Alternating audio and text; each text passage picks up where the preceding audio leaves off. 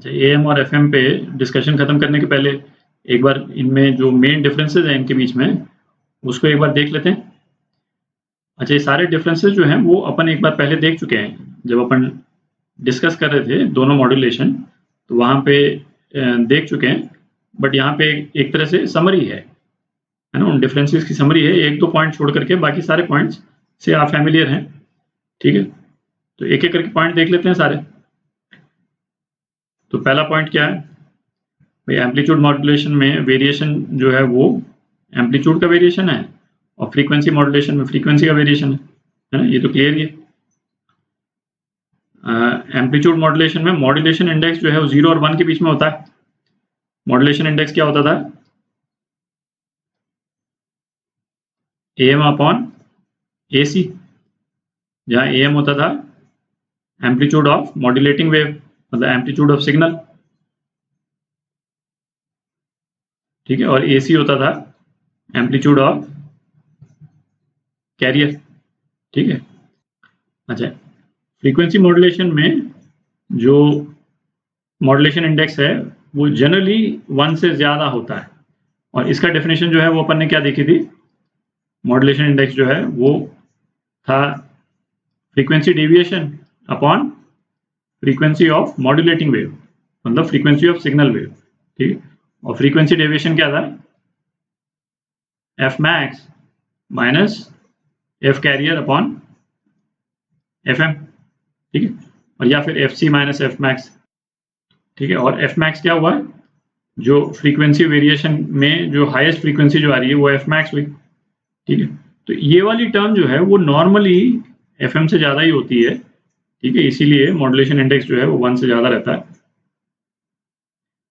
अच्छा, एएम में transmitted power जो है मॉड्यूलेशन इंडेक्स पे डिपेंड करता है ना। अच्छा, लॉजिकल भी है क्योंकि ट्रांसमिटेड पावर जो है वो एम्पलीट्यूड पे डिपेंड करेगा, है ना। और चूंकि मॉड्यूलेशन इंडेक्स जो है वो एक्सटेंट ऑफ एम्पलीट्यूड वेरिएशन उसको डिपेंड करता है, इसीलिए ट्रांसमिटेड पावर जो है मॉड्यूलेशन इंडेक्स पे डिपेंड करता है।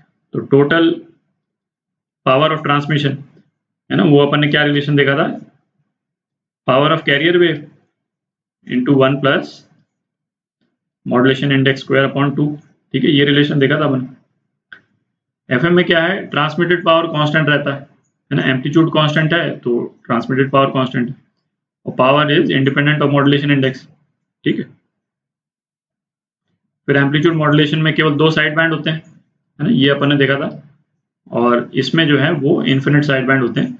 इसको अपन ने मैथमेटिकली डिराइव नहीं किया था क्योंकि वो है ना ज़्यादा कॉम्प्लेक्स रहता है, पर ये अपने दिमाग में रहे कि इन्फिनिट साइड बैंड होते हैं फ्रीक्वेंसी मॉड्यूलेशन।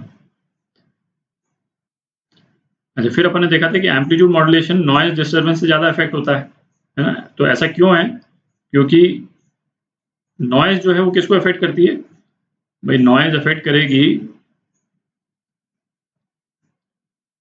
एम्पलीट्यूड को। ठीक है, और एम्पलीट्यूड मॉड्यूलेशन में जो सिग्नल है ना, जो इंफॉर्मेशन है वो एम्पलीट्यूड में ही है। तो रिसीवर जब उसको रिसीव करेगा तो जो एम्पलीट्यूड के वेरिएशन को देखेगा वो तो कौन सा एम्पलीट्यूड का वेरिएशन नॉइज के कारण है, कौन सा एम्पलीट्यूड का वेरिएशन सिग्नल के कारण है ना, ये तो उसको डिटेक्ट नहीं हो पाएगा। ठीक है, तो इसीलिए ये नॉइज से ज़्यादा अफेक्ट होता है एम्पलीट्यूड मॉड्यूलेशन। अच्छा, फ्रीक्वेंसी मॉड्यूलेशन में सिग्नल कहाँ पे है, सिग्नल वेरिएशन इन फ्रीक्वेंसी में है। ठीक है, तो नॉइज से यदि थोड़ा बहुत एम्पलीट्यूड डिफरेंस हो भी जाता है तो उससे फर्क नहीं पड़ता, क्योंकि हमको तो वो डिटेक्ट करना ही नहीं है, हमको तो फ्रीक्वेंसी वेरिएशन डिटेक्ट करना है जो कंप्लीटली डिफरेंट चीज़ है। ठीक, तो नॉइज डिस्टर्बेंस से है ना बहुत ज़्यादा फर्क नहीं पड़ता है एम्पलीट्यूड इसको फ्रीक्वेंसी मॉड्यूलेशन में। अच्छा, एम्पलीट्यूड मॉड्यूलेशन में बैंडविड्थ रिक्वायर्ड जो है वो कम होती है, कितनी होती है, ट्वाइस FM, है ना, ट्वाइस ऑफ सिग्नल फ्रीक्वेंसी। मतलब जो अपर साइड बैंड और जो लोअर साइड बैंड के बीच में जो डिफरेंस होता है बैंडविड्थ जो है उसके बराबर होती है। ठीक है। अच्छा, नॉर्मली अपन एम्पलीट्यूड मॉड्यूलेशन यूज करते हैं वॉइस सिग्नल्स को ट्रांसमिट करने के लिए, है ना, रेडियो में। तो वॉइस सिग्नल में अप्रॉक्सीमेटली बैंडविड्थ जो है वो करीब 5 से 10 किलोहर्ट्ज के आसपास रहती है ना। म्यूजिक की बात नहीं कर रहे हैं, वॉइस की बात कर रहे हैं, नॉर्मल जैसे अपन बातचीत करते हैं, है ना, उसकी बात। तो बैंडविड्थ जो है वो 10 के आसपास ही रहती है, 10 से थोड़ा सा ज़्यादा आप समझ लें, ठीक है, इस रेंज में रहती है। फ्रीक्वेंसी मॉड्यूलेशन में बैंडविड्थ जो है वो हायर रहती है। अच्छा, ये चीज़, इसमें ये जो रिलेशन है, ये अपन ने पहले नहीं देखा था, इसको आप चाहे तो देख लें, है ना, ये फॉर्मुलेशन है, इसका डेरिवेशन नहीं है अपने पास में, तो बट फ्रीक्वेंसी मॉड्यूलेशन में बैंडविड्थ का रिलेशन ये है, बैंडविड्थ कितनी, ट्वाइस ऑफ डेल्टा क्या था, frequency deviation plus frequency of signal. Delta जो है वो फ्रीक्वेंसी डिविएशन मतलब F max minus F C, ठीक है। और अप्रॉक्सीमेट बैंडविड्थ जो है वो करीब इतनी रहती है फ्रीक्वेंसी मॉड्यूलेशन में, जो कि ऑब्वियसली इससे कहीं ज़्यादा है, ठीक है। अच्छा, एम्पलीट्यूड मॉड्यूलेशन के जो सर्किट्स हैं वो कम कॉम्प्लेक्स होते हैं, रीजनेबली सिंपल होते हैं, तो इसलिए एक्सपेंसिव भी कम होते हैं, ठीक। और फ्रीक्वेंसी मॉड्यूलेशन सर्किट जो है वो कॉम्प्लेक्स होते हैं और एक्सपेंसिव इक्विपमेंट होता है, ठीक है, फ्रीक्वेंसी मॉड्यूलेशन का।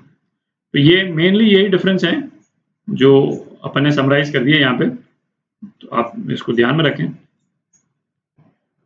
तो अब कम्युनिकेशन सिस्टम में अपन कहाँ तक पहुँच गए, है ना, ट्रांसड्यूसर अपन ने देख लिया, ट्रांसमीटर में ही है अभी अपन, मॉड्यूलेटर अभी अपन ने कर लिया, है ना, दो तरह के मॉड्यूलेशन देख लिया अपन ने, एम्पलीट्यूड मॉड्यूलेशन और फ्रीक्वेंसी मॉड्यूलेशन। अच्छा, अब क्या हमारे पास में ये सिग्नल ट्रांसमिशन के लिए तैयार है, ठीक है। तो ट्रांसमीटर में एक एक्शन और होता है ट्रांसमिशन के पहले, उसको देख लेते हैं जस्ट ब्रीफली।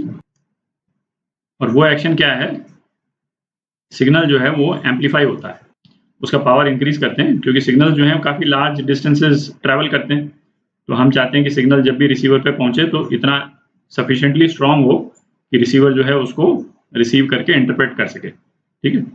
तो ये पोर्शन अपन ने देख लिया, यहाँ पे AM FM मॉड्यूलेशन, ठीक है। अच्छा, ये एक चीज देखें, यहाँ पे सिग्नल का नेचर क्या है, अभी भी इलेक्ट्रिकल सिग्नल है, ठीक है। पावर एम्पलीफायर से भी जब निकलेगा तो सिग्नल का नेचर क्या है, इलेक्ट्रिकल सिग्नल है। और यहाँ से सिग्नल जा रहा है एंटीना पे, और एंटीना से जब ये सिग्नल जब ट्रांसमिट होगा तो अब क्या प्रोड्यूस हो रही हैं, इलेक्ट्रोमैग्नेटिक वेव्स, ठीक है। और ये इलेक्ट्रोमैग्नेटिक वेव्स जो हैं वो चैनल से ट्रैवल करेंगी, और अब जो है वो हम कम्युनिकेशन सिस्टम का नेक्स्ट वीडियो में जो उसका नेक्स्ट स्टेज है ना, वो देखेंगे, जो क्या है,